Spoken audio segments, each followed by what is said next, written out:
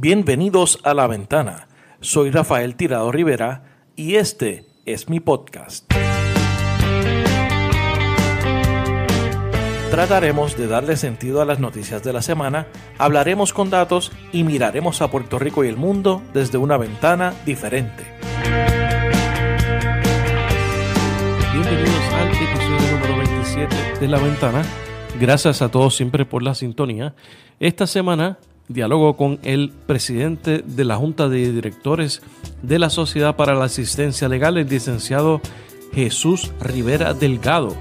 Con Jesús hablamos sobre la historia de la Sociedad para la Asistencia Legal, sobre la pobreza, el crimen y la justicia y sobre el caso de Leo Aldrich, entre otras cosas. Estos temas relacionados a la criminalidad y una forma diferente de atender y mirar el problema criminal, como el asunto del acceso a la justicia, es importante que se comience a discutir en Puerto Rico y tengamos una discusión amplia sobre la forma y manera en que se atiende el crimen. Así que le agradezco al licenciado Rivera Delgado su disponibilidad para compartir con nosotros durante esta entrevista. La próxima semana, La Ventana toma un receso, ya que estaremos en el fin de semana de Acción de Gracias. Así que nosotros regresamos con el último episodio de este ciclo el próximo viernes 30 de noviembre, donde tendremos la participación en una entrevista muy especial con don Alexis Masol González, premio Goldman del 2002 y fundador del proyecto Casa Pueblo. Así que espero que disfruten esa entrevista, ya que será el último episodio de este año. Recuerda que La Ventana se publica todos los viernes a través de tu aplicación favorita para escuchar podcasts tales como Apple Podcast y Google Podcast. Sígueme en las redes sociales, búscame como Rafael Tirado Rivera en Facebook, en Twitter y en Instagram.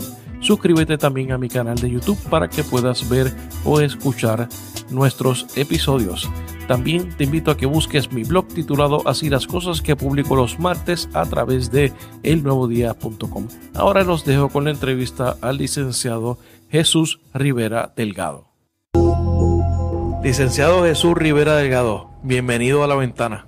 Muchas gracias por invitarme. Hacía tiempo que quería venir a este programa, este podcast. Eso es así, pudimos coordinar. Eso es así. Jesús, licenciado, ¿de dónde es que viene ese interés por el derecho? Bueno, mis padres son abogados, ambos, ya retirados, aunque ellos nunca me impusieron que yo estudiara derecho. Siempre, no estudié derecho porque mis padres me lo impusieron, pero sí el modelaje de lo que del trabajo que ellos hacían, pues a mí me llamó la atención. Yo soy el mayor de 4 hermanos, yo soy el único varón, tengo tres hermanas mujeres y entonces vemos solamente 2 abogados. No salimos los 4 abogados como pasa en otras familias, porque no.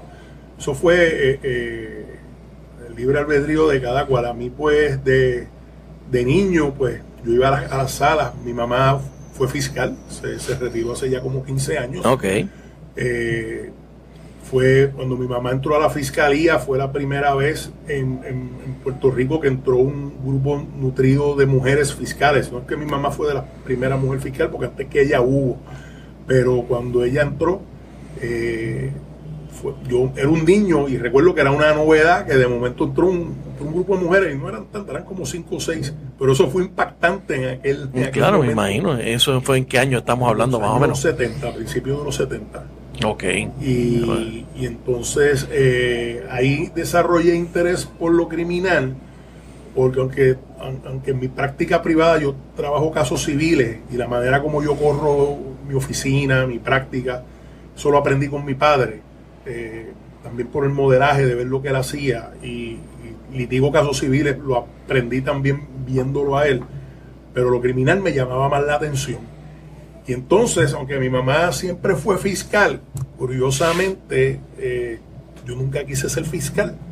Yo empecé a admirar el trabajo de los abogados de asistencia legal, de la Sociedad para Asistencia Legal, pues porque siempre estaban en el lado difícil, en la rueda de abajo, defendiendo los casos, los peores casos, estaban mal pagos, entonces eso yo lo encontré como retante, y entonces me gustaba la idea de ser abogado y de ser abogado de asistencia legal. De esa visión honorable del que está abajo. Sí, interesante, proveniendo, siendo hijo de una fiscal. Sí, ¿no? Y respeto mucho a los fiscales, tengo muy buenas relaciones con los fiscales, pero yo siempre quise tener mi propia oficina y la tengo. Yo primero fui abogado de asistencia legal unos años y después pues establecí mi práctica privada. Y en mi práctica privada pues yo sabía que iba a ser de todo tipo de casos, pero siempre la práctica de lo que hacen los abogados de asistencia legal la he encontrado muy digna y muy necesaria para el país, porque eso es el abogado de las personas que no tienen dinero, de las personas que no han tenido oportunidades, y siempre me llamó la atención eso. Y el derecho en general, yo tengo ya 30 años en la práctica de la abogacía, en este momento de la vida, pues los abogados por ahí, me perdonan los que me escuchen, que tienen 30 años, pues ya están aborrecidos, cansados. Yo estoy un poco cansado del sistema, pero yo no me arrepiento de ser abogado. Del sistema, pero no de ser abogado. No de ser abogado, lo disfruto mucho. Me gusta la práctica de la abogacía y me gusta ser abogado, pero ya, claro, después de 30 años, pues uno pues quisiera coger la vida un poco más suave, lo cual no es posible en este momento que se está viviendo en el país. Pero me preguntas a mí, cuando yo me gradué de la Universidad de Puerto Rico en 1988, de la Facultad de Derecho de la Universidad de Puerto Rico, yo dije que esto era para 25 años. Y que después de 25 años me iba a retirar. Casualmente, ahora en junio, nos reunimos, la clase graduanda UPR 88, y entonces este era uno de los chistes que hacíamos y que yo hacía. Decía, oye, yo dije que esto era para 25 años y vamos para 30, porque se cumplieron 30. Y no veo un retiro en el futuro inmediato, pero no me quejo. Realmente me gusta la práctica de la abogacía, me gusta el derecho te enseña a entender un orden. No es que todo lo legal sea justo, porque tampoco es así, pero te enseña a ver el orden, y como el derecho incluye todo, pues prácticamente es una disciplina que integra todas las facetas de lo que es una sociedad. Sería multidisciplinario, interdisciplinario, si lo vemos en términos académicos, porque lo cubre todo, el derecho está en todo. Claro, y derecho, tú has seguido también esa visión multidisciplinaria, porque también eres profesor en la Universidad del Sagrado Corazón.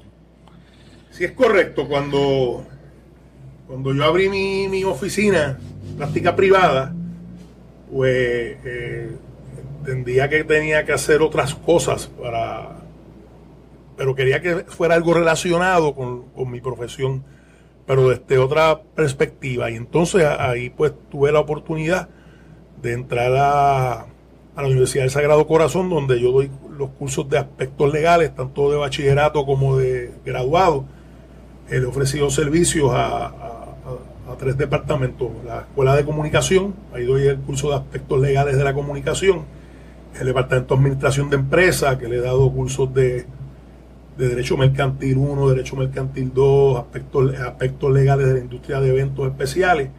Y hay un programa prejurídico, allá en Estados Unidos le dirían un pre-law, que se llama Sistemas de Justicia, y ahí ofrezco varios cursos. Entonces eso es bueno, porque no es una facultad de Derecho per se, tiene que ver con lo que yo estudié, y estoy en contacto con la juventud, y entonces podemos analizar críticamente el derecho, que es algo que no se hace, pero en las facultades de Derecho, sobre todo en Puerto Rico, no hay mucho tiempo para eso.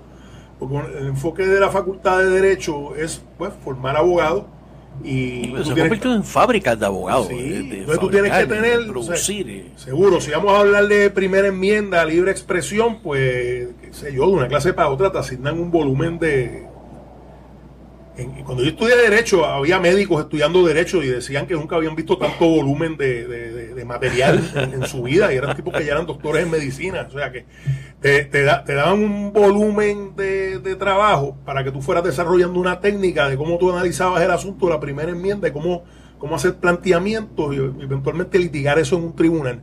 Entonces, pues tú no tienes mucho tiempo para sentarte a criticar los procesos sociales, los procesos históricos. Y eso es sagrado si yo lo puedo hacer en mis cursos, porque como yo allí no estoy formando abogados, lo que estoy es dando unos aspectos legales en las distintas disciplinas, pues lo puedo hacer y lo disfruto mucho. Y entonces uno puede ir y entonces uno puede entrar más allá, que lo legal no necesariamente es justo. Eso yo siempre se lo digo a mis estudiantes. Y que no hay una relación entre justicia y legalidad. La esclavitud fue legal en Puerto Rico 400 y pico de años. Y eso no quiere decir que es justo. Claro. Y tú me preguntas a mí, y ya esto es bien personal, yo estoy en contra de la ley promesa, pero la tenemos ahí porque es legal.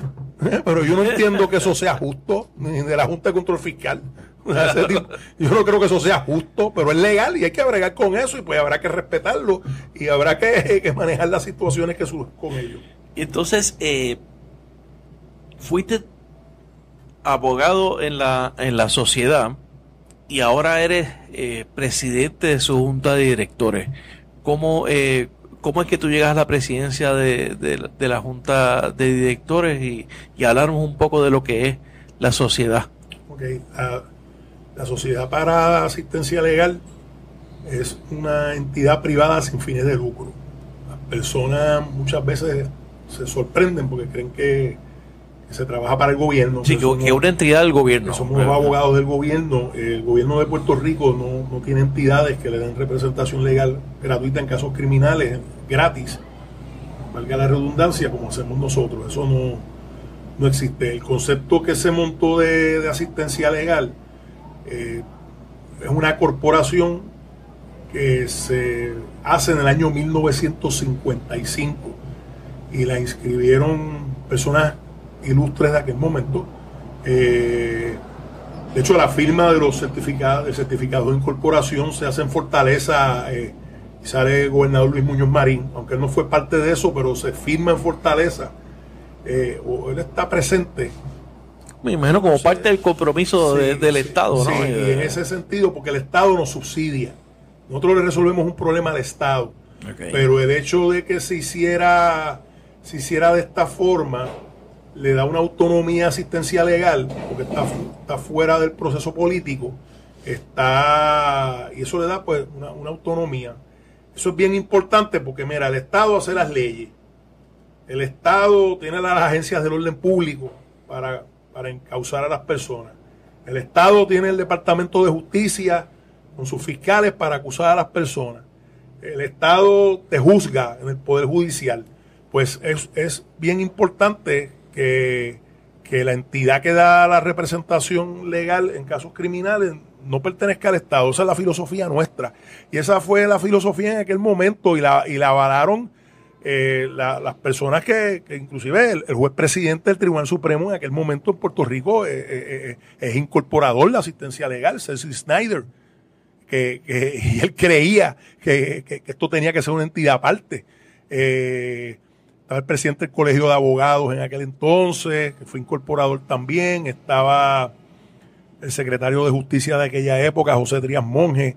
Hay una serie de personas que fueron los incorporadores de la Sociedad para Asistencia Legal. Entonces, de la manera que nosotros operamos es que el Estado nos provee los fondos, porque el Estado tiene esa obligación de dar representación legal gratuita. Eso está en la Constitución de Puerto Rico y está en la Constitución de Estados Unidos también.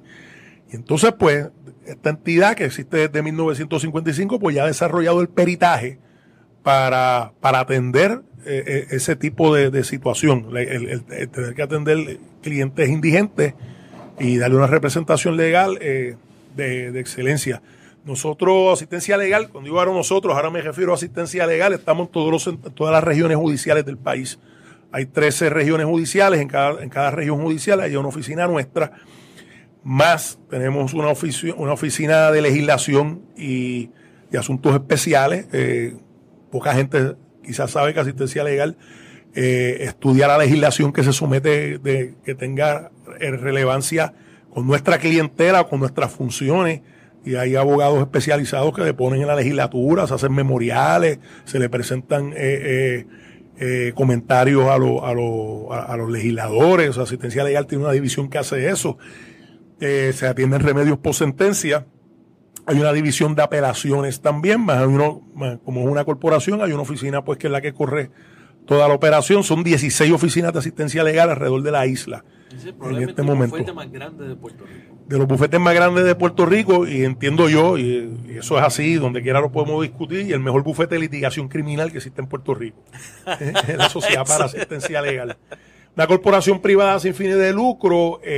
Nosotros tenemos, pues, obviamente los abogados, tenemos personal de apoyo, personal clerical, secretarias, investigadores, tenemos en cada oficina hay un director o directora de oficina que es abogado también. Esos directores pues se reportan a un director ejecutivo, hoy actualmente es el licenciado Félix Vélez Alejandro. Licenciado Vélez Alejandro es abogado de asistencia legal desde 1984. Es una de las personas que mejor conoce, cuidado si es mejor, la Sociedad para Asistencia Legal. Y entonces ese director ejecutivo responde a una junta de directores. La junta de directores se compone de 7 miembros. Y a contestar tu pregunta, la junta siempre tiene que haber 3 ex abogados de asistencia legal como miembros de esa junta. Okay. La junta se selecciona por un comité donde están las 3 facultades de Derecho de Puerto Rico y los colegios profesionales. Y entonces ellos hacen unas nominaciones cada vez que surgen vacantes. Los miembros de junta se eligen por 3 años y pueden ser reelectos en 2 ocasiones, hasta un máximo de 9. Después de eso no pueden ser reelectos más nunca, según como estamos. Pero la ley de cooperativa pues tiene una disposición similar, pero si tú te sales de la junta está fuera un tiempo, pues puedes regresar. Puedes volver. No, acá no funciona así. Igual la ley de condominios ahora se enmendó para hacer eso mismo, que la gente se tenga que salir un tiempo, ¿no? La asistencia legal es 3 años por 2 términos más. Yo no sé cuánto yo llevo, como 4 o 5 años.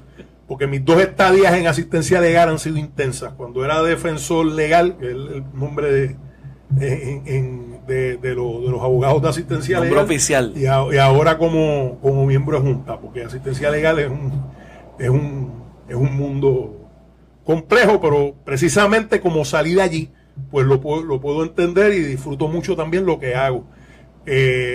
Ninguno de nosotros cobra, ni siquiera cobramos dieta, eso de los miembros de junta. Es una función completamente ad honorem. Actualmente hay 2 personas, y eso siempre se ha mantenido, que no son abogados. En este momento son dos, de hecho, que vienen de la academia. Una es la doctora Isabel Feliciano, fue profesora en la Universidad de Puerto Rico, y la otra es la profesora Carmen Chazule, es profesora de la Universidad del Sagrado Corazón, que ella dirige allí el Centro de Vinculación Comunitaria y ha estado trabajando con comunidades en Puerto Rico por muchos años, y por eso la razón por la cual se le invitó a pertenecer a esa junta, en representación de los intereses de nuestra clientela y que se vea desde una perspectiva que no sea legal. De la misma forma que está la doctora Feliciano, que también ha sido muy activista en causas comunitarias y de justicia social, y ella es doctora en psicología. Carmen Chazul viene de la sociología. Entonces, pues eso da un trasfondo bien interesante y hasta cierto punto refrescante, ¿verdad?, al esquema legal. Tenemos el tesorero de junta, que es un abogado CPA, está por su conocimiento de las finanzas. Somos 5 abogados en total. Hay otro, te lo puedo mencionar, el abogado CPA tesorero es el licenciado Jorge Cañellas. Tenemos un abogado civilista, no practica en lo criminal, que tiene también mucha experiencia con entidades sin fines de lucro, que es el licenciado José Rodríguez Jiménez. Y entonces, por el lado de los que venimos de asistencia legal, está la licenciada Alice Agosto, que fue abogada de asistencia legal en la oficina de Bayamón. Está el licenciado Luis René Santiago de Humacao, que que fue abogado de asistencia legal en Humacao, y estoy yo. A mí, pues, se me nominó por parte de ese comité que existe cuando surgió una vacante de que tenía que ser llenada por alguien que había estado en asistencia legal.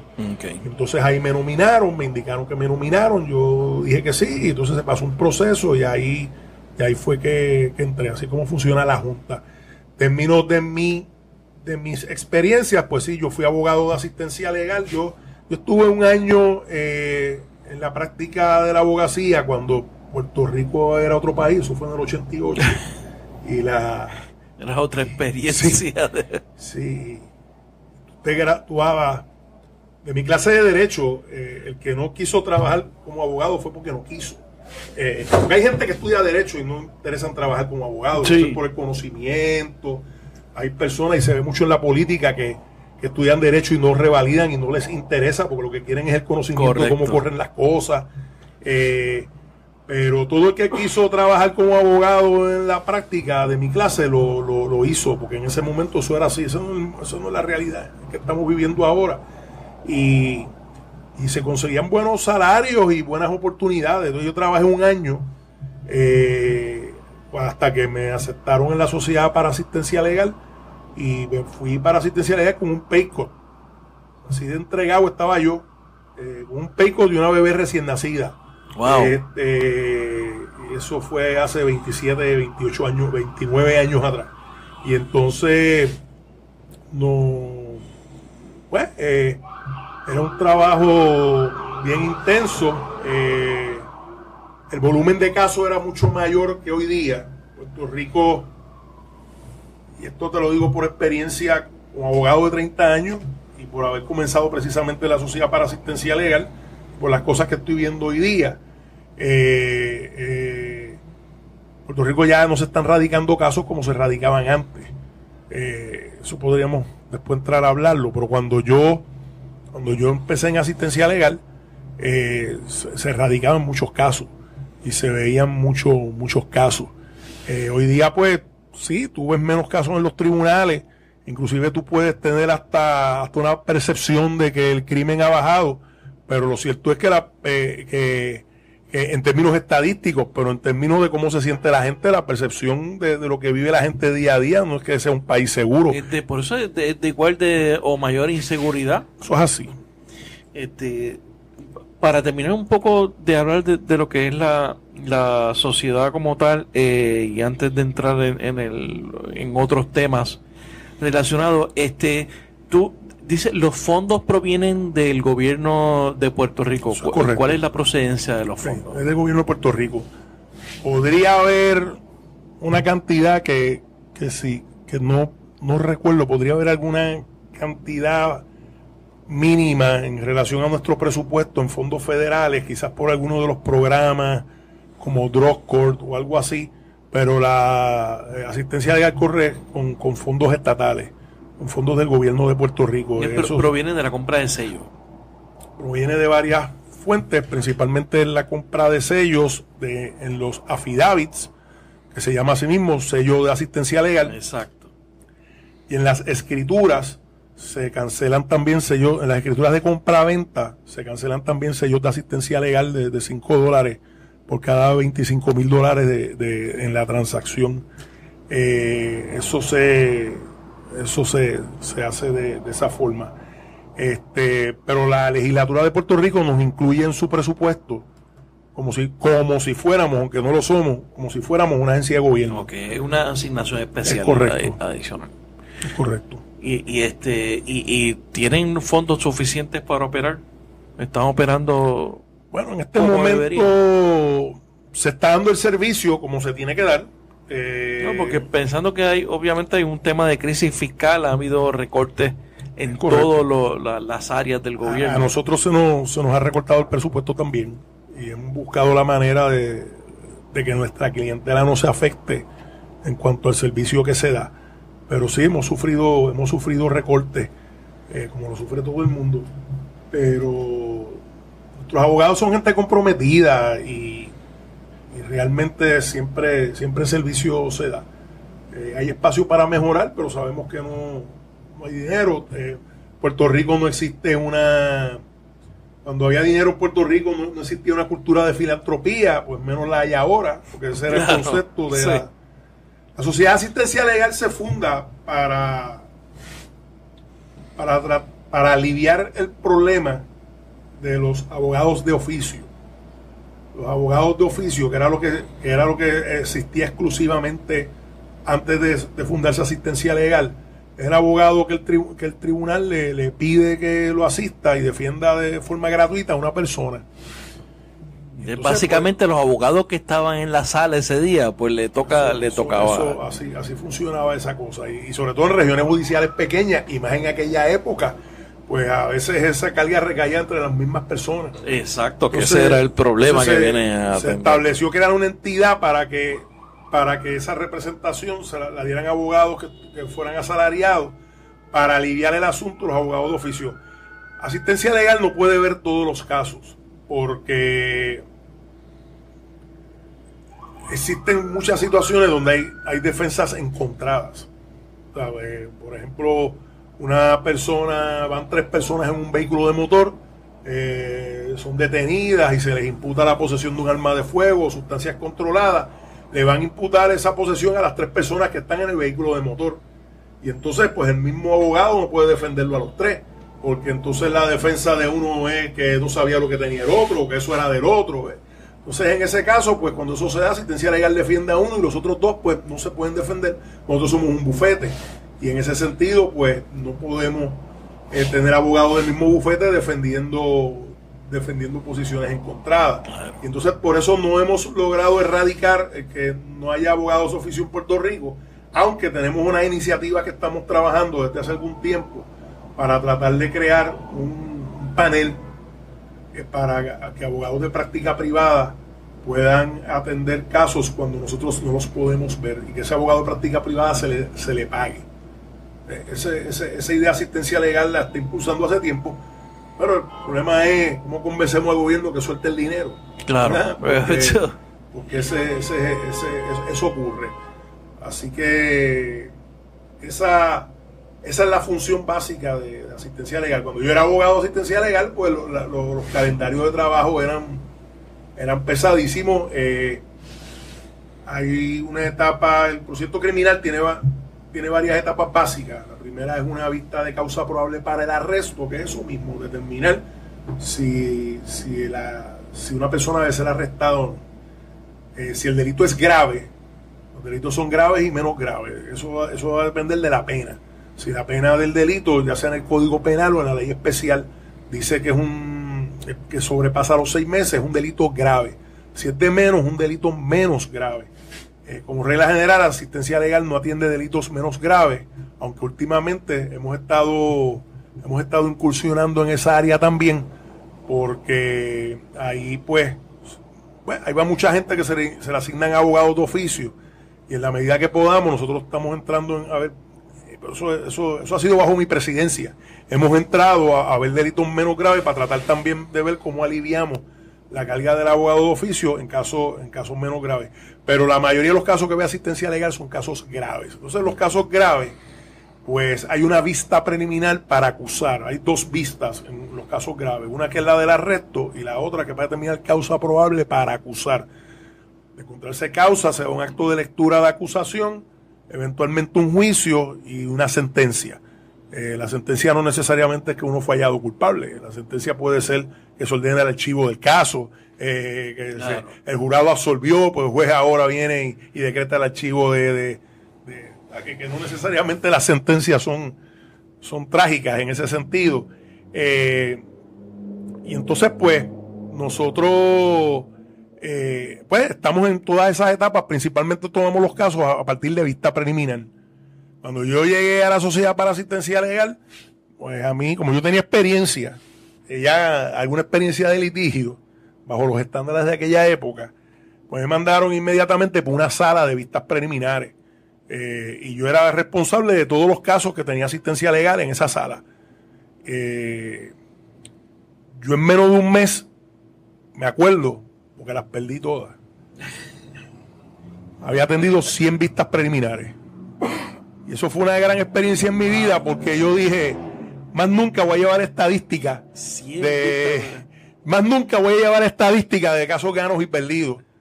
Y cuando dejé de llevar esa estadística, como a la semana gané un caso de violación y salí en la prensa y todo. En la época que todo dependía de prensa escrita, porque la mayoría de los casos eran malos. Eran malos, eso es correcto, en el vocero de aquella época. Y entonces era de corte más de tribunales, no como el de ahora. Y entonces, pues, eso representa el volumen de casos que uno manejaba. Por eso digo que las experiencias han sido intensas, porque dirigir esta junta en un bufete de tanto prestigio, de tanta historia y de tanta importancia en el país, pues es intenso. Y cuando fui abogado de sala, pues más intenso todavía, pues ya te acabo de dar un ejemplo, la carga de trabajo que nosotros teníamos en aquel momento, el caseload, cuando íbamos para juicio, eran de cientos de casos, 300, 400 casos, eso es una barbaridad. Eso yo le cuento eso a los abogados de ahora, y dicen, pero ¿cómo va a ser? Yo, que así era como funcionaba eso. Hay mal pago. Y en aquella época los abogados de asistencia legal estaban mal pagos, porque entonces se veía como un lugar para tú tomar la experiencia y después arrancar para otro lado. Entonces muchas personas se iban para bufetes o solicitaban para fiscales, para jueces o montaban oficinas, y en eso, pues, cuando yo entré a la sociedad, a principios de los 90, el promedio de un abogado allí, que eran como 2 años. Eso era lo que duraba un abogado allí, casi siempre. Estuve en la oficina de Bayamón, precisamente porque mi mamá era fiscal en San Juan. A mí me mandaron para Bayamón para no tener que... Para evitar conflicto. Y por los problemas que me pueda traer esto con los compañeros pasados, presentes y futuros, pues tuve la suerte de quedar en la mejor oficina que teníamos en aquel momento, porque era una región judicial muy grande. Y todavía lo sigue siendo. Esa sigue siendo la región judicial más grande de Puerto Rico. De hecho, la oficina más grande que tiene asistencia legal ahora mismo es esa, no es San Juan. Pero en aquella época era San Juan y no éramos nosotros seríamos como la segunda oficina en tamaño. Y entonces nosotros manejábamos más casos. El tribunal las salas de lo criminal de Bayamón manejaban más casos que el mismo tribunal en San Juan, porque es una región que cubre como 10 o 12 municipios, yo ni me acuerdo cuántos son. Y entonces, pues, era un trabajo bien intenso para nosotros. Pero el ser humano se acostumbra a todo. Había unos buenos compañeros que llevaban más tiempo que yo allí, que nos ayudábamos de parte y parte. Pero cuando yo llegué a esa oficina, todos los meses renunciaba a alguien. Porque eso, así era como funcionaba el asunto. Hoy día, pues, hay estabilidad. A través de los años, los salarios han ido mejorando. El volumen de casos ha bajado, porque eso también tenía que ocurrir. El volumen de casos por abogado, me refiero. Y pues contratando más personal, tratando más gente. Hoy día la oficina de Bayamón tiene 20 abogados unionados. Nuestros abogados están unionados. Eso es otra cosa. Y también. 2 abogados, tiene 20 abogados, cerca de 20 abogados unionados y 2 abogados gerenciales, supervisores. Okay. Y en nuestra oficina más grande, cuando yo estaba, éramos 12. Entonces, por eso que te digo que el volumen de casos baja en la medida que tú contratas más personas. Y entonces, pues, fueron tiempos bien intensos, pero de muchas satisfacciones, porque la gente dice, ¿cómo tú puedes defender a alguien que es culpable? Bueno, primero es que no todas las personas que son acusadas son culpables. Eso es básico. Eso es para empezar. Segundo, nosotros defendemos allí gente inocente. Los defendía yo, los defiendo en mi práctica privada, los defendía en asistencia legal y los defienden los abogados de asistencia legal ahora. Y si tú defiendes a alguien que por alguna razón se entiende que cometió el delito, también hay que ver algunas cosas. Primero, que no se le violen los derechos, que haya debido proceso de ley, que el castigo no sea desproporcionado, y creemos en la rehabilitación y en la protección de los derechos humanos de los seres humanos. Y en ese sentido, pues eso también son unos motivantes para uno ver los casos. Entonces, vamos a hablar un poco de la población que ustedes atienden. ¿Cuál es esa población? ¿Cuál es el perfil de los clientes que ustedes atienden? Nuestros clientes vienen de de un perfil socioeconómico bajo, de pobres ingresos, o sea, indigentes, poca escolaridad,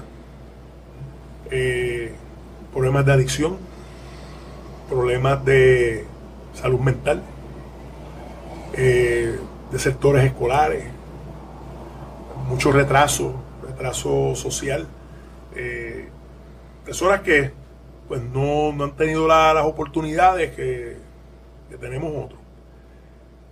En una sociedad que tú tienes que comprar la calidad de vida, pues la calidad de vida se puede comprar de varias formas, ¿verdad? Como con las personas que trabajamos como nosotros, personas que estudian y se fajan, y otras personas que el sistema no les ha dado tantas oportunidades y que pues también pues necesitan una calidad de vida. O sea, eso no es que yo justifique la delincuencia, porque yo estoy en contra de la delincuencia. O sea, yo vivo en este país también y yo quisiera que el crimen se acabara, pero hay que saber entender el fenómeno de la criminalidad más allá de las penas altas, y pensar que tú tener penas altas y la violación de derechos, que es lo que nos han hecho creer, sobre todo en años recientes. En Puerto Rico existen crimen porque la gente tiene derechos. Los derechos no son para los delincuentes, los derechos son para todo el mundo. Claro. Porque tú tienes una persona que se tiene que buscar $300 o $400 diarios para metérselos para saciar un vicio, pues los va a buscar a la buena o a la mala. O sea que la mayoría de los clientes de ustedes son adictos a droga. Un porcentaje sustancial son adictos, mucho, como te dije, mucho del sector escolar. Tú tienes que ver que si una persona no termina ni siquiera escuela superior, pues está en riesgo de caer en las garras del crimen. Si una persona tiene condiciones de salud mental, que porque su familia no tenía el dinero para darle el tratamiento, pues las condiciones se agravan, pues muchas veces eso también termina en crimen. No estoy diciendo que todas las personas con condiciones mentales cometan crimen, eso no es lo que quiero decir, pero sí estoy diciendo que hay personas pues que cometen delitos, son utilizados por otros, ¿no? para cometer delitos. En la medida que no se atiendan unos problemas sociales que son más dramáticos, pues el crimen va a existir.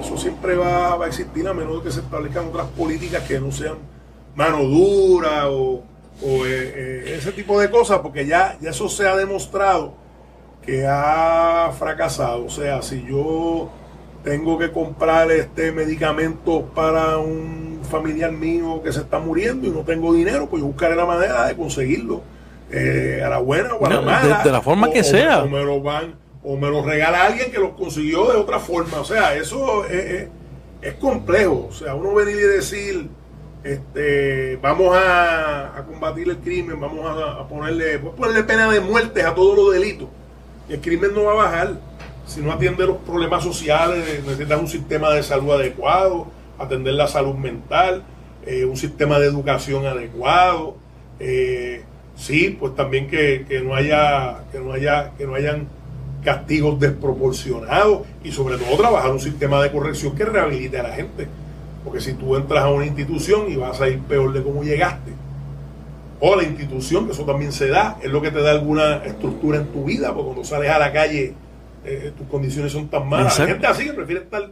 Es la única estructura que ha conocido en su vida, por falta de escuela, falta de padres, falta de modelaje también. Sí. Pero ¿y el sistema en Puerto Rico castiga el crimen o la pobreza? Eso es una excelente pregunta. Tienes que ver, no sé los números, pero la gente que está en la cárcel son gente pobre. Porque la gente, pregunto porque, por ejemplo, se me viene la imagen de, por ejemplo, el exsecretario Somoza, que aparece, que lo arrestaron recientemente regateando hasta con un menor de edad, con su hijo, en ese momento, y aparece un día a su vista preliminar con una batería de 6 abogados. Entonces la gente, mucha gente se indignó por esa presencia. O sea, que el sistema funciona así, o de la forma en que opera el sistema es corrupta o está corrompido o hay una desviación en el sistema? El sistema, uno de los peores problemas que puede tener un sistema de justicia es que no sea consistente en la aplicación de las normas y que las normas para unas personas sean de una manera o sean de otra. Lamentablemente en Puerto Rico se da eso en el sistema de justicia y lo que no es el sistema de justicia también. O sea, donde yo estaba en un sitio que no voy a decir dónde fue, me dijeron no puede entrar, y yo, pero ¿por qué no? Porque ya se acabó la entrada a tal lugar. Y yo digo, ¿por qué sigue entrando otra gente? Pues se me aplicó la norma a mí para dejar pasar a los panas.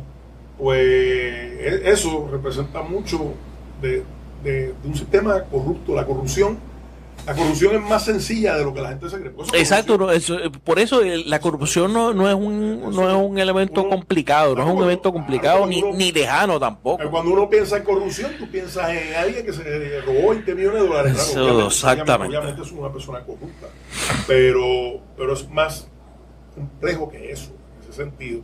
Entonces, si el sistema va a tratar a una gente de una manera y a otra de otra, por condición social, pues en ese sentido, pues el sistema está corrompido. Nuestros abogados son buenos y nosotros tenemos abogados que pueden competir con cualquier batería de abogados, como lo que tú acabas de mencionar. El problema es la clientela que uno maneja. Porque en la medida que nuestra clientela no ha tenido oportunidades, pues realmente muchas veces tú tienes unos casos que son bien difíciles de ganar. Tú tienes unos casos que son bien cuesta arriba, en el sentido de que pues tu cliente, a lo mejor tú logras negociar que un delito que no cualifica para probatoria dentro de una negociación, una alegación preacordada, que eso se estila en Puerto Rico y en los Estados Unidos y en las Cortes Federales también. Yo voy a las Cortes Federales también. Pues tú consigues negociar con un caso que no tiene probatoria, se le concede probatoria a la persona porque es primer ofensor, pero si tu cliente viene de un ambiente social que va a poder cumplirla, pues no vas a tener problema. Pero si tu cliente viene de un ambiente donde lo vas a regresar de donde salió, y donde salió en un lugar que no hay oportunidad, claro, y volvemos a que no hay escuela, que no hay trabajo, que a lo mejor lo que consigue un trabajo en mano a las 4 de la mañana, pues va a reincidir, va a tener problemas de cumplimiento de esa probatoria. Entonces la gente dice, bueno, pues fíjate, por ejemplo, el cliente de asistencia legal entra y sale de la cárcel varias veces, fulano de tal, pues cuando lo defendió esta batería de abogados, pues se logró salvar, sí, sin menospreciar los trabajos de las baterías de abogados. Nosotros tenemos buena batería de abogados también. Esas son las oportunidades que tiene un cliente para rehabilitarse. Obviamente, pues, como te dije, eso es parte de la calidad de vida que tú compras.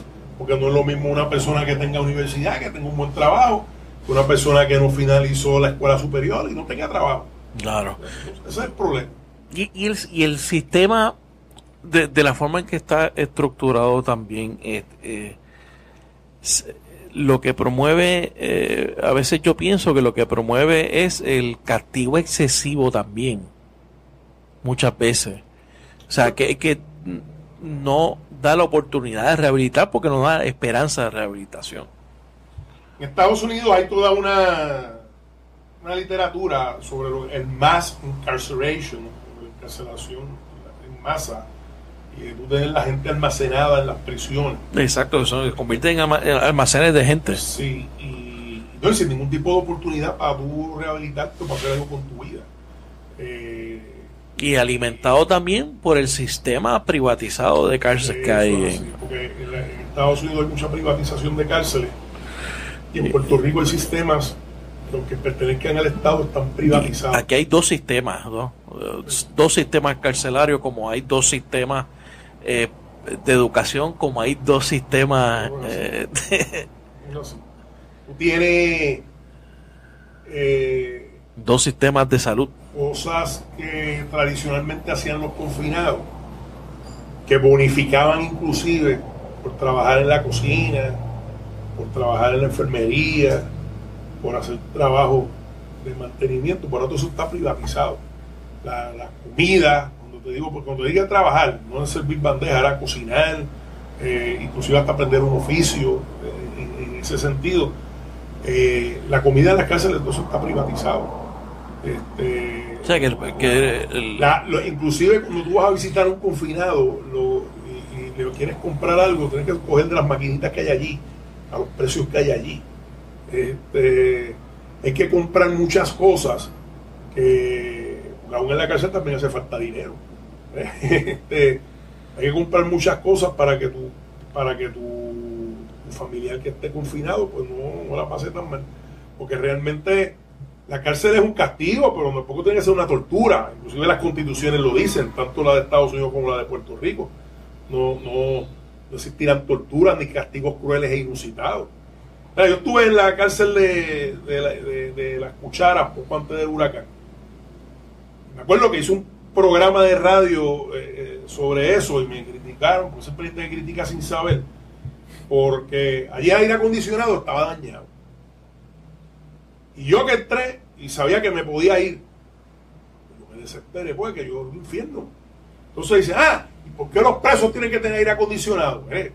Esa cárcel se diseñó así. Se diseñó así. ¿Entiendes? Porque si como la cárcel americana. Pues como una cárcel igualito que los Estados Unidos, porque esos son los modelos que se están siguiendo aquí.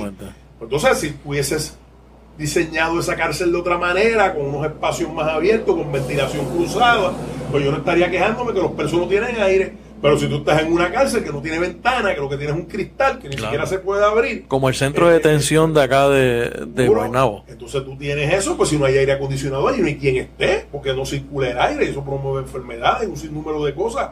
Pues mire, porque usted esté preso no quiere decir que usted tiene que estar trancado por tiempo indefinido sin aire, porque eso es un castigo cruel e inusitado, que lo prohíben las constituciones, porque el castigo se supone que sea para rehabilitar, para proteger a la sociedad, no para maltratar a las personas. Y eso es gran parte del problema que ocurre. Las cárceles en Puerto Rico pues están llenas de personas de escasos recursos indigentes. Esa es nuestra clientela. Cuando hubo la situación de la fianza hace ya 5 o 6 años atrás, Asistencia Legal hizo una campaña por mantener el derecho a la fianza. Y entre las cosas que se planteó en aquel momento era que el 93% de nuestros clientes no tenían dinero para fiarse. O sea, que estaban encerrados. O sea, que en ese sentido no podías decir que porque la gente tiene un derecho a la fianza existe el crimen. Porque esa es la otra manera como nos atacan a veces. Es que tampoco la fianza es un castigo. Se supone que no está diseñada para que sea un castigo.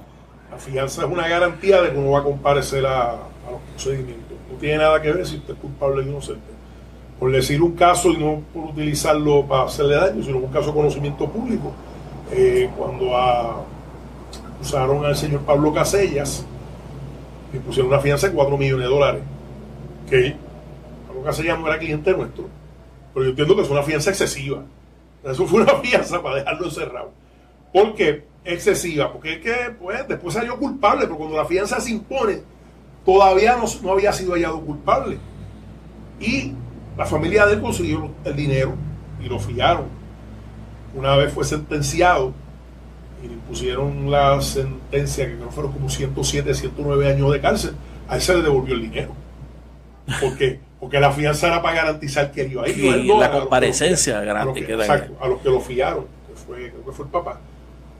Para descanso, lo conocí, postulé ante él, era una persona era un juez que siempre trataba a uno con respeto, y lo recuerdo con cariño por eso. Se le devolvió el dinero. Entonces, eso es parte del discurso de que como la gente tiene derecho, pues vamos a quitarle los derechos. Entonces, eso va a lo que estaba preguntándome originalmente, de la encarcelación en masa. Ahora en Puerto Rico hay una tendencia a federalizar delitos que de ordinario se veían a nivel estatal para mandar a la gente a la federal para que allá no le den fianza. Y lo que no se dice aquí es que en Estados Unidos eso se critica. Ahora mismo Estados Unidos es el país del mundo con mayor cantidad de población encarcelada. Más que China, más que Rusia. Y de todos los sistemas, no tiene que yo ver estadísticas, sí. A lo mejor si ahora bajó, pues tenemos que estar ahí entre los primeros 3 finalistas. pero dentro de los sistemas penitenciarios que hay en Estados Unidos, porque están los estatales, los del condado, los municipales, el sistema penitenciario más grande es el federal. Tiene como 2 millones de presos. Sí, sí, sí. Pero Todavía. ¿qué intereses hay ahí? Que hasta el presidente Obama se quejó de eso. El presidente Obama era abogado. Es abogado. Hasta el presidente Obama se quejó de eso y no pudo hacer nada. Bueno, hay una industria carcelaria, o sea, hay una industria carcelaria detrás de todo eso. O sea, hay mucha gente haciendo mucho dinero con la encarcelación de gente, de minorías especialmente. Sobre todo de minorías en Estados Unidos es un problema. Obama trató de hacer unas campañas y se hicieron algunas iniciativas, sobre todo con crímenes no violentos, y crímenes de posesión de drogas y ese tipo de cosas. Se hicieron algún cierto tipo de enmiendas y de iniciativas para tratar de sacar a alguna gente, porque también eso es otra cosa. O sea, la adicción es una enfermedad, o sea, eso no se cura con cárcel, y menos en los sistemas como pasa en Estados Unidos y en Puerto Rico. Y hago la salvedad de Estados Unidos, porque se cree que en Estados Unidos las cárceles son hoteles, y que a nivel federal las cárceles son hoteles. Hay cárceles hoteles para alguna gente. No, hay una cárcel en Alabama. Pero ahí no hay que cogieron vendiendo drogas aquí en la esquina de la calle. Claro. O sea, una cárcel federal que es igual o peor que las que hay aquí. Y en ese orden de las cosas, pues si tú tienes un problema de adicción, ese problema se debería tratar. Y ver al adicto como una persona que necesita ayuda. Porque encerrarlo en una cárcel, que yo he tenido clientes, y los tuve cuando yo era abogado de asistencia legal, principalmente, que entraron con algún vicio de droga menor, como marihuana, o de vez en cuando unos usos de cocaína, y cuando salen después de 10 años en una institución, tienen un vicio de heroína descontrolado y lo cogieron en la misma institución. Y yo he defendido gente así, no te puedo decir los nombres, obviamente, pero yo he defendido que gente nunca así, habían utilizado que lo fuera. aprendieron a utilizar en la cárcel. Entonces, ¿de qué estamos hablando? Entonces tú almacenas la gente allí por un tiempo para ver si eso, pues, ahí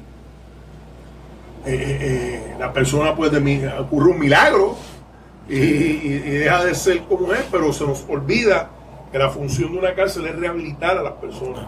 ¿Cuáles son las políticas en Puerto Rico que promueven el mass incarceration, esa encarcelación masiva de gente? El Código Penal del 2012 lo que hizo fue subir las penas. Exactamente. Y las leyes especiales. Cuando digo leyes especiales me refiero, en el Código Penal están la mayoría de los delitos, pero no todos los delitos están en el Código Penal. Hay leyes especiales como la ley de armas, la ley de violencia doméstica, la ley de propiedad vehicular, la ley de sustancias controladas, que también establece unos delitos. Y son fuertes. O sea, Puerto Rico, teóricamente, la posesión de un cigarrillo de marihuana puede tener de 2 a 5 años de cárcel. Teóricamente. Eso es a discreción del juez. Teóricamente, sí. Eso va a depender de las circunstancias que haya. En la vida real, pues un buen abogado pues trata de evitar esas cosas, pero en teoría está así. Una distribución de sustancias controladas tiene un mínimo de 10 años de cárcel sin derecho a probatoria. Y entonces, claro, hay distribuciones y hay distribuciones. Claro. Porque una cosa es que me cojan con una lancha con un cargamento de $20 millones, y otra cosa que me vean a mí vender una bolsita de marihuana por $2 o $3.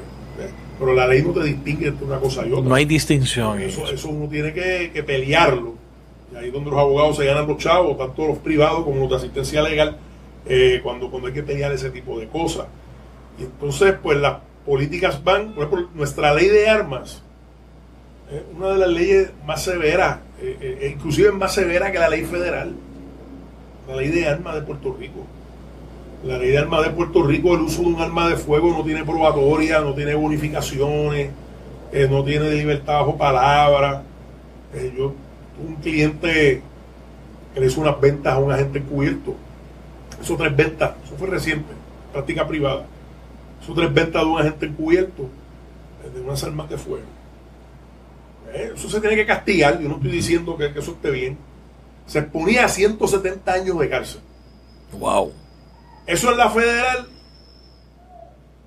yo he tenido casos similares, los he negociado para 48 meses, 60 meses, en la federal se habla de meses, porque la ley allá lo dice así, ¿no? Claro. Así que, o sea, yo he tenido, Vive de meame. yo he tenido esos casos de allá, los he negociado, declarándolo culpable por 4 o 5 años. Acá eran 170 años. Entonces, ¿qué pasa? Eso desde el punto de vista, y ahora te hablo como profesor, las teorías modernas, lo que se está moviendo Europa, bueno, es más avanzado en muchas cosas, es que las sentencias no deben pasar de 30 años. Y tú dirás, ¿por qué? Bueno, porque tú tienes que, para tú rehabilitar a alguien, tú tienes que darle alguna opción de que algún día va a salir. ¿De una esperanza de algo? Pero si tú coges una persona, un chamaquito, y a los 18 años le dijiste que va a tener 500 años de presidio, como hace en Puerto Rico. Tres perpetuas más 50 años. Cuando tú tienes eso, entonces, ¿qué vamos a hacer? ¿Entiendes? Pues esa persona no tiene ninguna motivación. Y hay personas que, pues, que al pasar el tiempo, yo conozco confinados que se han rehabilitado, que son muy articulados, que terminaron la escuela estando confinados. Y entonces ese es el problema, que terminaron la escuela superior y ya el sistema no les da nada más. Porque entonces no hay una oportunidad de estudiar a la universidad, no hay una oportunidad de hacer otras cosas. Una carrera vocacional. Seguro, entonces no hay oportunidad. Entonces yo sé de personas que yo he conocido confinados que nunca van a salir, que realmente si tú ves lo que eran hace 30 años a lo que son ahora, pues ahora una persona que quizá la sociedad debería dar una oportunidad para rehacer su vida, pero no lo hay porque las sentencias son muy largas. Puerto Rico tiene sentencias exageradamente largas y eso viene de Estados Unidos también. O sea, en Estados Unidos ese tipo de cosas ocurre. Por crímenes, hay personas, por ejemplo, que por una segunda acusación, tercera acusación de un caso de sustancias controladas, que debe tener un castigo. En la federal lo sentencian a life imprisonment y life en life, ¿sabes? Claro. Un career offender y el life, y life en life. Ya tú sentencias a una persona a los 20 y pico, 30 y pico de años bajito, una sentencia así, sin haber crímenes violentos por el medio. O sea, no estamos hablando, quizás una cosa, pues el pensamiento de esto es que una cosa puede llevar a la otra, pero sin haber crímenes violentos. Entonces, cuando tú te pones a ver qué es Estados Unidos, te pones a ver que ya yo no sé, ya a mí se me fue la cuenta de cuántas masacres van este año. Una por día. ¿Sabes? Casi. Con esas leyes tan fuertes, ¿qué han conseguido con eso? Pues nada. Porque hay que trabajar los problemas sociales que causan el crimen. Y no se hace. Claro, o la visión de adaptarse a ello, que es lo que se plantea cuando se dice vamos a poner un tipo armado en cada sinagoga, en cada iglesia, ¿sabes? Que el extremo también de la locura. Eso es otro tema. Cuando tú tienes un presidente que habla un discurso de odio, pues tú no puedes esperar. Claro. Que la sociedad actúe muy civilizadamente. Claro, de manera racional. Tú traiste también el tema de la federalización de los crímenes en Puerto Rico. ¿Eso no atenta contra el acceso a la justicia de los acusados? Esto es una opinión mía, esto no es como presidente de asistencia legal. Yo creo que un sistema que a ti te juzga en otro idioma, con otras reglas de juego, pues no crea un buen acceso a la justicia, porque no es lo mismo tú escuchar a un traductor, lo que se hace aquí, las personas que no saben inglés, en la Corte Federal, no es lo mismo escuchar a un traductor hablando que tú estar ahí escuchando, viendo las personas. La Constitución dice que tú tienes que ser juzgado por tus pares cuando tú quieres un jurado. Realmente en Puerto Rico, ¿qué por ciento de la población habla inglés? O sea, es un porciento bajo. Aquí la gente tiene mucha fantasía, que esto es un país bilingüe, eso es un embuste. Y hasta gente que se las echa que son bilingües. Yo que tuve, porque mis padres lo quisieron así y se lo agradezco. Yo que tuve la oportunidad de estudiar un colegio bilingüe cuando era niño. No eres bilingüe todavía. Entonces yo escucho. No, en verdad, si nos desviamos un poco del tema en cuanto a eso, a mí en la escuela nunca me exigieron tener un acento. Mi primera maestra de inglés me acuerdo el nombre ahora, usaba el apellido del esposo, era Nancy Santini, en esa escuela bilingüe, pero ella era irlandesa, y entonces decía, que hable bien y que lo entiendan, que usted se hace entender. Eso es lo que tú tienes que hacer, o sea, pero no te pongas a imitar a hacer poco, tú eres puertorriqueño, porque como los puertorriqueños. Yo escucho a esta gente a veces con estas pronunciaciones tratando de copiar el acento de Hollywood, si es que eso es un acento americano. Dicen unos disparates brutales. Y yo me he visto, porque una cosa es tú ser bilingüe, otra cosa es tú ser inglés tu primer idioma. Y yo que soy abogado, yo me he visto diciendo disparates a veces. Yo diciendo, lo digo candidamente, tuve un caso una vez en la federal que estábamos hablando sobre una cicatriz en la frente de una persona. Y yo cuando estoy jugando el testigo le dije en inglés, y usted dijo, le dije, it was in the front of the head, the front of the face. Y entonces después viré y dije, forehead. Pero se fue así en el calor del momento. Y entonces, ¿qué tiene que ver una cosa con la otra? Pues todo, en Puerto Rico la gente no es bilingüe nada. Entonces, si tú tienes un jurado donde el requisito es supuestamente saber inglés, hay dos problemas. O gente que se te cuela que no sabe inglés y no entiende por estar ahí. O si asumimos que todo el que está ahí sabe inglés, pues tú estás sacando de un % pequeño de la población. Ese jurado no es representativo, no es un jurado de tus padres. Claro, porque inclusive en Estados Unidos, porque aquí no ha pasado, en Estados Unidos se han escrito artículos de revistas jurídicas hablando sobre Puerto Rico, diciendo que el jurado no es representativo, por la cuestión del inglés. Por eso los federales quieren estar aquí. Porque no hacen los procedimientos en español. Si todo el mundo aquí, la mayoría de los fiscales federales son puertorriqueños. Los fiscales federales americanos que yo conozco hablan español, todos un español perfecto. Conozco magistrados federales que son americanos y hablan un español perfecto. Los jueces federales de su totalidad son puertorriqueños, o sea, los de aquí. Entonces, los abogados son puertorriqueños, los acusados hablan español. Estamos hablando inglés entre nosotros mismos.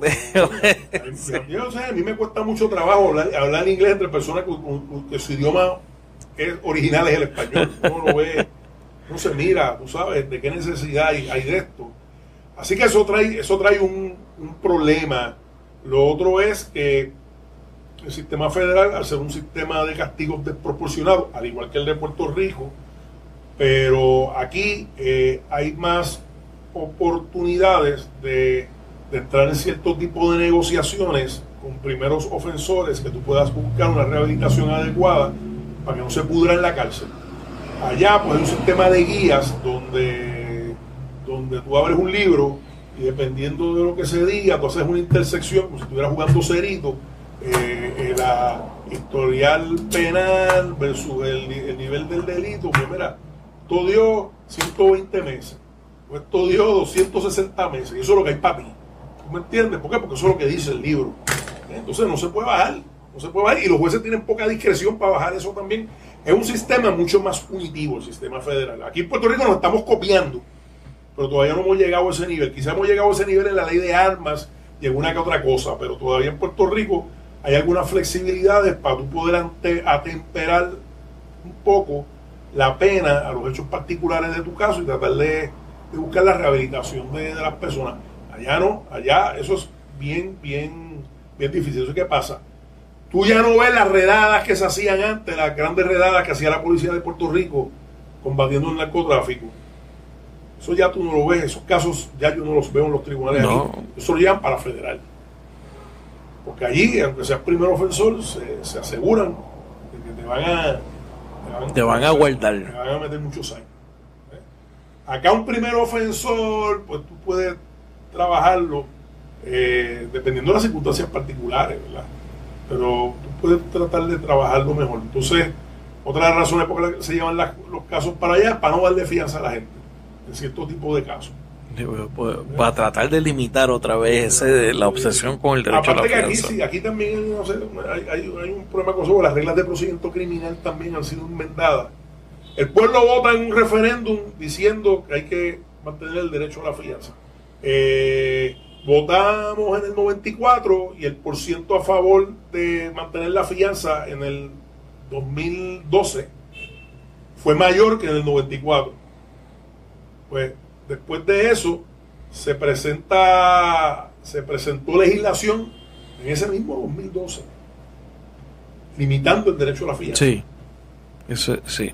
Esa fue la respuesta a la opinión del pueblo, al mandato del pueblo. Entonces ahora, pues tú vas de cualquier cosa.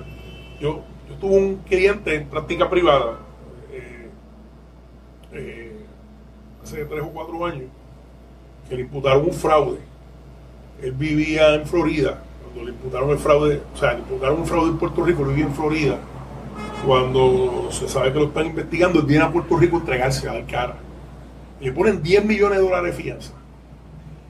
Dice, pero ven acá, ¿dónde está mi fianza? Pues ahí la tiene. O sea, es pro forma, ¿entiendes? Porque ¿quién rayo tiene $10 millones en una fianza? Después la logramos rebajar y logramos hacer unas cosas, lo logramos sacar, me cogí como un mes y medio sacarlo.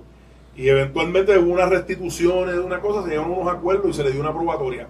Pero de que se le negó, porque tenía el dinero para pagar un abogado que se encargara de eso. Claro. Y dinero para eventualmente fiarse, porque ahí volvemos a asistencia legal. A veces tú le dices al cliente, bueno, ¿cuánto tú tienes para fiarte? Nada. ¿Entiendes? Que ahí que viene la diferencia. Sí. Yo recuerdo una vez, volviendo a la asistencia legal antiguo, esto hace como 30 años atrás, yo tuve un cliente que lo acusaron de que se había apropiado de 6 piñas. Piña, la fruta. 6 piñas. 6 piñas de unas fincas que estaban abandonadas, que eran del gobierno. Por allá por la número 2. Toda baja, toda alta, por esa zona. Entonces lo acusaron bajo el Código del 74. El Código Penal del 74 estuvo vigente. Eso no fue en el 74. En el 74 yo un nene chiquito y soñaba con ser abogado. Pero el Código del 74 estuvo vigente hasta el 2004. Y cuando yo fui abogado de asistencia legal, pues ese era el código que existía. Me acusaron de un artículo del Código Penal que era el 166A, que era apropiación de fondos públicos. Y eso no tenía probatoria. Tenía mínimo, creo que eran 8 años de cárcel por las 6 piñas. O sea, porque las 6 piñas eran del gobierno. Cuando las personas llevan y era un deambulante en la calle.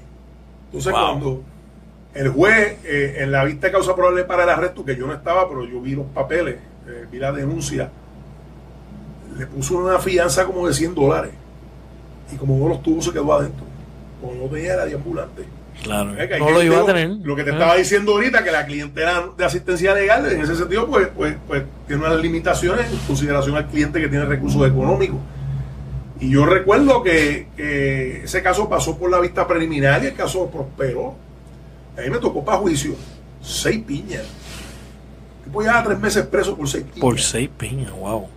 Y claro, ahí pues se dio una dinámica donde eventualmente pues se rebajaron los cargos. Cuando yo se lo declaré culpable, entonces el juez le echó, eso fue parte de la negociación, 3 meses y salió ese mismo día. Era tiempo cumplido. Y no tenía los $100 para fiarse. Pero ese es el tipo de cosas que se da aquí. Ahora mismo, a Tito Kayak lo tienen acusado en Ponce, porque le están imputando que se robó una llave. Una llave como la llave con la que tú abres tu casa o la llave del carro. Están diciendo que se apropió una llave y que esa llave era un cuartel. No me gusta hablar de cosas que no son casos míos, pero como eso ha salido en prensa, de una llave de no sé si era del cuartel o si era de una planta eléctrica que era del cuartel. Entonces lo acusaron de eso y va para juicio ahora por delito grave de apropiación Yo defendí a unos muchachos en una escuela pública hace un par de años atrás que estaban jugando baloncesto dentro del salón. Cosas de chamaco, tú sabes, se supone que no se haga. Pues mira, ¿qué hacen en un colegio con eso? Pues lo regañan y lo sacan y le quitan la bola. Claro. Porque jugando baloncesto con la bola, tiraron y rompieron una bombilla. Pues lo acusaron de destrucción de propiedad pública por una escuela pública. Pues, obviamente. Lo arrestaron. Eso pasa en un colegio pues te llevan a donde la directora, allí te regañan, llaman a tu familia, llaman a lo que sea, y tu papá paga la bombilla y se acabó. No, pues aquí lo metieron preso. Wow. Claro, y eventualmente lo logré sacar, pero lo sometieron a todo un proceso, aunque fue en el tribunal de menores, pero todo un proceso penal. El movimiento del Estado en contra de esta gente. Por una bombilla. Porque tampoco saben escoger sus luchas. O sea, el Estado aquí tampoco sabe escoger sus luchas. Hay que atender hay que manejar las leyes, ese código, flexibilizarlo de alguna forma. O sea, la forma en que atendemos el crimen hay que cambiarla radicalmente. Claro. Porque no... Valga Vidal logró hacer un proyecto de ley que es el PDLS 489, eso se aprobó en el 2017, estableciendo una ley de menores, una reforma juvenil más humana, para empezar con eso, y con los menores, donde se ve mucho abuso. Y en ese proyecto lo aprobaron los 3 partidos, y ese proyecto lo aprobó el Senado. Y en una cosa que realmente se me hace muy difícil entender, la Cámara de Representantes aprobó un proyecto que era totalmente contradictorio al del Senado. Entonces hubo unos senadores que votaron a favor de eso. Entonces tú tienes una legislatura aprobando 2 proyectos contradictorios. Eso es totalmente inverosímil. Eso viola toda la regla de la ciencia política, del derecho. Esto para explicárselo a los estudiantes es bien difícil, porque no tienen un fundamento de dónde empezar. Y entonces, en el Senado, el proyecto pasó, el de la Cámara pasó por la votación mínima, pero pasó. Le mandaron los 2 proyectos al gobernador y que para que el gobernador escogiera. Y entonces, el gobernador los vetó a ambos. Para hablar bien del Senado de Puerto Rico, porque tengo que decirlo, el Senado de Puerto Rico se fue por encima del veto del gobernador y aprobó el proyecto Valga Vidal, el 489. Es un proyecto que tiene mucho insumo de facultades de derecho, trabajadores sociales, psicólogos de la academia. ¿No? De verdad, ese proyecto es una joya. Ahí está. Desde el 2017. Ahí está el proyecto ese. Wow. Y allí Dios quiera, yo me equivoque, y ahí se va a quedar. Porque era un proyecto que hablaba, y estamos hablando de lo mismo, que era de menores. Pues mire, que cuando hay una situación en una escuela ¿por qué en los colegios los asuntos se resuelven? Cogen a un chamaco en un colegio con una bolsa de pasto, o se queda la galleta con otro, con pura bombilla, y ese asunto se resuelve allí, sin criminalizar al menor. ¿Y por qué en la escuela pública tienen que llamar a la policía para que se lo lleven y lo esposen? Pues lo llevan esposado y se lo lleven y lo metan en un centro de detención juvenil o lo encierran en una celda, porque le puedo traer lo mismo. Si es pobre, no va a aparecer un abogado allí enseguida. Claro. En lo que asistencia legal atiende casos de menores también. Hemos entrado en esa área. Pero ya cuando el caso de menor le llega asistencia legal, ya es la etapa posterior al arresto. Y muchas veces se ha logrado con efectividad, muchachos, que es por bobería. Yo recuerdo una vez, estando un compañero mío, encerraron al muchacho porque no aparecían los padres para llevárselo. Vamos a darle un centro de detención juvenil. Mira, eso es una cárcel. Puedes ponerle todos los nombres que tú quieras. Wow. Eso es una cárcel. Y recuerdo que un abogado de asistencia legal que dijo, pues, entrégueme la custodia del joven amigo, a ver si yo encuentro los papás. Y lo encontró. Lo encontró. Y, o sea que ese es el problema cuando tú tienes un sistema extremadamente punitivo, con unas estrategias fallidas para combatir el crimen. Sí, eso, y en esa estamos. Eso hay que cambiarlo de alguna manera. Antes de finalizar, me gustaría escuchar que nos dieras tu opinión de un caso que ha sido público, ¿no?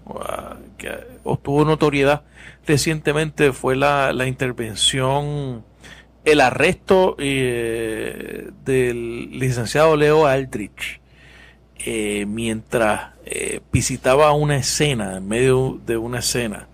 de un crimen, es un caso que ahora va para juicio. ¿Qué ustedes piensan? ¿Cuál es la posición? Lo acusaron de obstrucción a la justicia. La posición de la Sociedad para la Asistencia Legal y la mía personal es siempre, va a ser siempre pro derechos. Y me preocupa mucho que un abogado sea arrestado por su presencia en una escena de un alegado delito, porque me parece a mí que eso es el trabajo de los abogados criminalistas. Y yo no sé el detalle de qué prueba ellos podrán tener. Yo conozco al licenciado Aldrich bien y me parece que es un tipo serio, la manera como trabaja su caso. De hecho, él defendió a la nena que fue de los motivadores del proyecto 489 del Senado. Correcto. Y esa nena no le cobró un centavo. Él la defendió de gratis y fue un trabajo muy intenso y eso a mí me consta que fue así. Y es un abogado muy serio trabajando sus casos. He tenido casos con él en la Corte Federal también, lo he visto aquí en la Corte Estatal manejando los asuntos. A mí me preocupa mucho que se arreste un abogado por estar en una escena.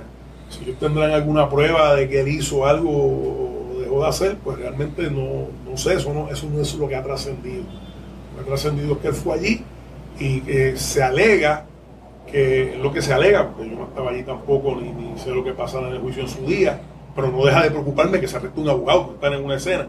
Se alega que él intervino con unos posibles testigos del Estado, del gobierno. Ciertamente el derecho a un abogado es un derecho de la persona sospechosa. El derecho de un sospechoso, cuando una persona es sospechosa, dicen los casos, cuando la investigación se centra sobre esa persona, es que la persona es sospechosa y ahí es que entra el derecho al abogado. Pero eso es un elemento subjetivo de la persona. O sea, yo puedo estar siendo interrogado como un alegado testigo por la policía o la fiscalía y me pueden estar llevando una línea de preguntas donde yo tengo todo el derecho a quedarme callado, porque eso es un derecho en la Quinta Enmienda Federal, artículo 2, sección 7 en Puerto Rico. Yo tengo todo el derecho a quedarme callado y tengo derecho a consultar a un abogado. Entonces, que venga el Estado y arreste abogados que están en una escena porque no los querían allí. O sea, es bien peligroso. Yo creo que es un mal presente. Eso nunca se había visto en la historia de Puerto Rico, que yo sepa. Nunca se había detenido un abogado.